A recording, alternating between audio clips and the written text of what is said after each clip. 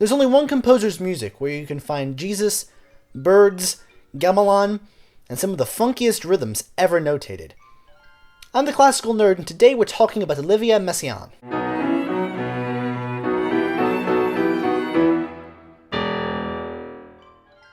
Olivier Messiaen was born in 1908 in the south of France. His parents were highly artistic, especially his mother, who was a poet. At the onset of World War I, Messiaen's father, Pierre, enlisted into the French army. Pierre was a huge fan of Shakespeare who worked at translating the Bard into French, and Olivier and his younger brother took to the dramas with great gusto. But Olivier was equally fascinated with modern music, especially the so-called Impressionist school of Debussy, who was at that point towards the end of his life, and Ravel, who at that point was around the height of his powers. Messiaen was self-taught at the piano before beginning any formal musical training, and he studied scores in an attempt to get inside Debussy's and Ravel's heads. The most notable score he studied was probably Debussy's opera Pelléas et Mélisande, a piece that would come to influence him probably more than any other single piece of music.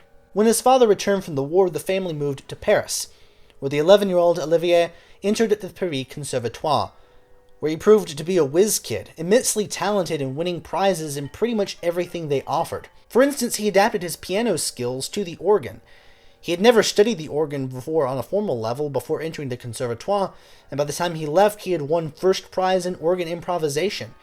His first attempt at playing the organ came after a 1-hour listening session where his teacher showed him the ins and outs of how the instrument worked, and by the next week, he was playing Bach like he'd been an organist since he was knee-high to a grasshopper. Soon thereafter, he became the organist at the Église de la Sainte Trinité, a post he'd retained for the next 60 years. Messiaen's music contains many strange and exotic influences, but there was no influence more powerful than his deeply held Roman Catholicism.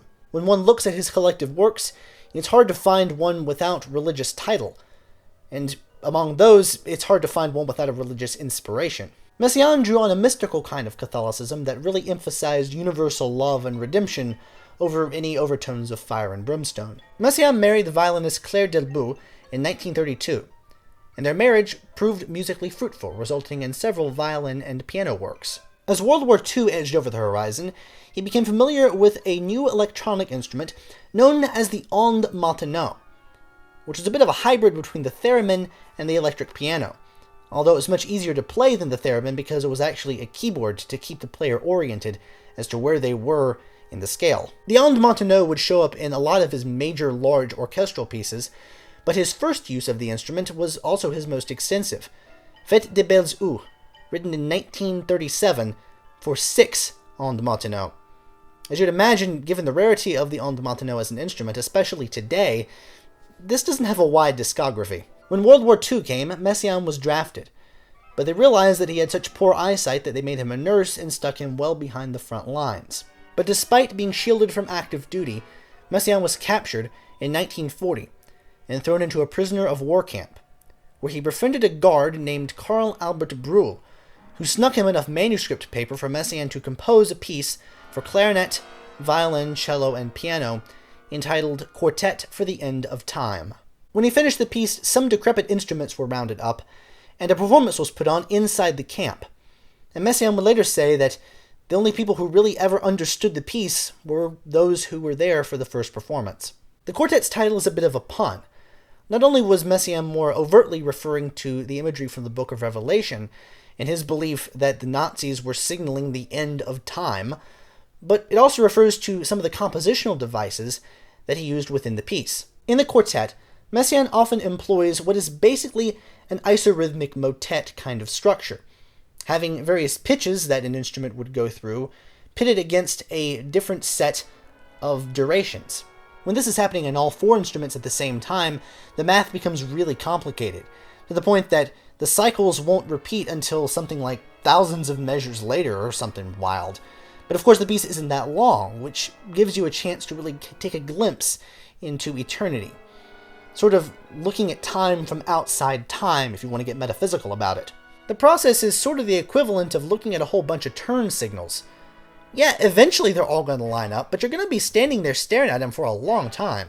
On top of this, he throws the whole thing off on occasion by just inserting a dotted note where you wouldn't expect it, just throwing off the rhythm by just that much, because it wasn't hard enough already, apparently. This was inspired by a lot of world musics that are rhythmically complex as opposed to melodically or harmonically complex, and it serves to throw off whatever sense of meter one might have gained. Now for the reason that Messiaen's music goes in and out of tonality. It's because he's using something called modes of limited transposition, which is sort of exactly what it says on the tin if you start thinking about it. The classic example is what Messiaen called Mode 1, or the whole tone scale, even though he didn't use it all that often. Basically, any mode of limited transposition is something that, when you start to transpose it, maps onto itself.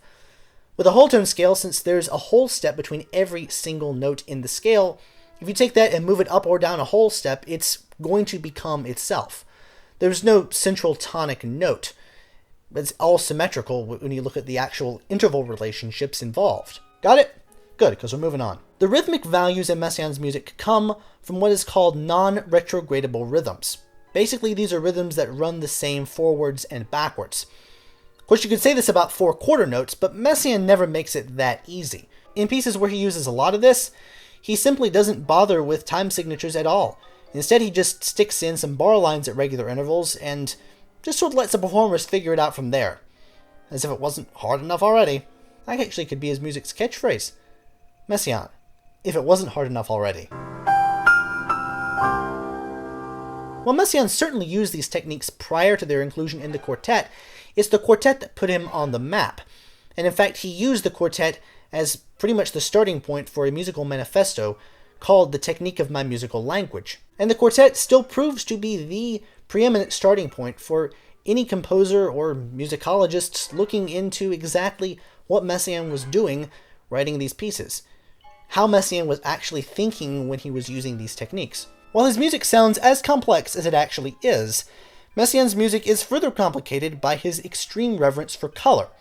Messiaen was synesthetic, and he saw colors in his mind's eye whenever he heard music. Sometimes his descriptions of these colors, as he imagined them, were very, very vivid. His auditory and visual cortices were not, like, cross-wired or anything. He just had a little touch of something, but it was enough to give him a profound sense of what music was colorful and what music wasn't. The music that he liked was varied, and it's music that he saw as colorful. Music he didn't like was also as varied, and he just simply saw it as music that had no color. Messiaen was liberated from the camp a year after he was captured, along with the 3 other performers who premiered the quartet, due in large part to documents that were forged by Bruhl. Upon his return to Paris, he began teaching at the Paris Conservatoire, where he taught harmony until the mid-1970s. Amazingly, the Nazis didn't see the Quartet for the End of Time as the political statement that it was, and so they pretty much allowed him to start teaching without really bothering him. His compositions turned toward lengthy works, most notably probably in the 20 Contemplations of the Infant Jesus, a solo piano cycle that runs 2 hours. This and other piano-involved works were written for the pianist Yvon Lorieux, who was one of his pupils at the Conservatoire. And hey, if that wasn't grandiose enough, try a 10-movement symphony for size. Messiaen's Turangalila Symphony, a celebration of love in all its forms, was written for massive orchestra with an expanded percussion section, as Messiaen had heard the sounds of an Indonesian gamelan ensemble and wanted to stick that somehow into his orchestra pieces. Due to illness on the part of Serge Koussevitzky, who had commissioned the piece, the task for conducting its premiere fell to Leonard Bernstein. Stravinsky, a composer whose music Messiaen greatly enjoyed and thought was very colorful, was not too pleased with the Turangalila Symphony and said that the only thing Messiaen really needed to compose it was sufficient manuscript paper. In 1949, tragedy struck. His wife Claire had a surgery that went horribly, horribly wrong, and she completely lost her memory, and she had to be institutionalized for the rest of her life. Messiaen had, up until that point, shied away from Schoenberg's 12-tone technique and the serialists who built off of the advancements of Schoenberg's pupil Anton Webern. But after lecturing at some of the summer new music courses in Darmstadt, Germany, Messiaen decided that there was probably a way to integrate some of those ideas into his own work. And the result was basically a scale of rhythms. Just as pitches on the keyboard have their own inherent tonal and hierarchical structure, Messiaen did this to duration. Each note corresponded to a certain length of time instead of a pitch. The numerical organization of non-pitch aspects, which had deep roots in non-Western music, fascinated the serialists. Inspired in part by Messiaen's advancement, they decided that they would start applying the principles of Schoenberg's 12-tone technique to other aspects of music. The result was something that was called total serialism. Messiaen is sort of mistakenly seen as the first total serialist composer, but this is really kind of a misnomer because Messiaen never really composed in a serialist style at all. He used the techniques that he derived from what he saw in the serialists as a means to his own end, and he always used them with a freedom that the total serialist types, such as Pierre Boulez, never did. Heck, even Pierre Boulez himself saw total serialism as a dead end. He thought there needed to be some kind of compositional input from the composer for a certain piece.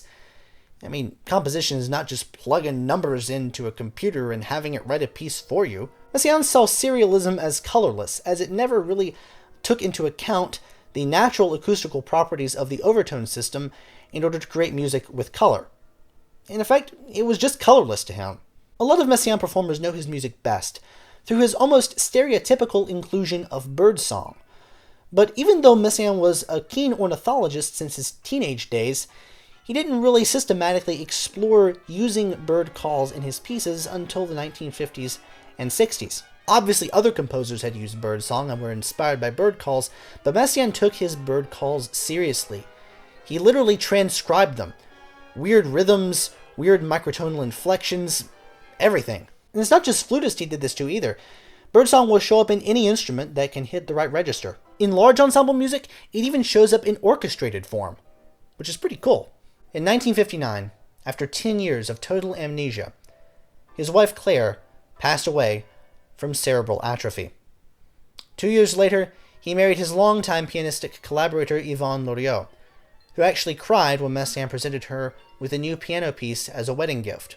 Not because she was touched or anything, she just knew exactly how hard it was going to be to play. Messiaen took full advantage of his new wife's keyboard mastery, and he wrote for the instrument without really any regard for playability. Now with full command of all aspects of his mature musical language, Messiaen now became known for unusual pieces scored for unusual or just straight-up very large ensembles. Throughout the 50s and 60s, his reputation as an original musical thinker, separate from the serialists, grew, and he gained award after award. But his three biggest works were yet to come.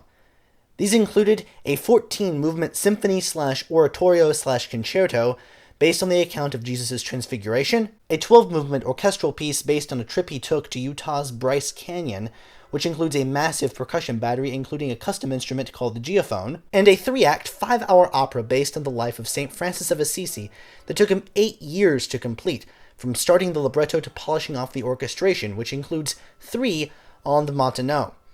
And even if you don't like his music, you've got to admire the ambition. This period also resulted in a musical technique sort of akin to a cipher, where certain words and phrases would have musical connotations in different fragments, and so he could take theological snippets of fragments of text and use them to create snippets and fragments of music. Although he still fulfilled commissions where he was able, the end of his life was dominated by such ill health that his biggest pieces were now behind him. But his ambition never left him. In April 1992, at his death, it was discovered that he left incomplete a concerto for 4 soloists and orchestra, intended to be played by his 4 closest musical friends. It was premiered after its completion in 1994. Messiaen's constant integration of new styles meant that each piece is unique in its own way, but it also retains that Messiaen sound.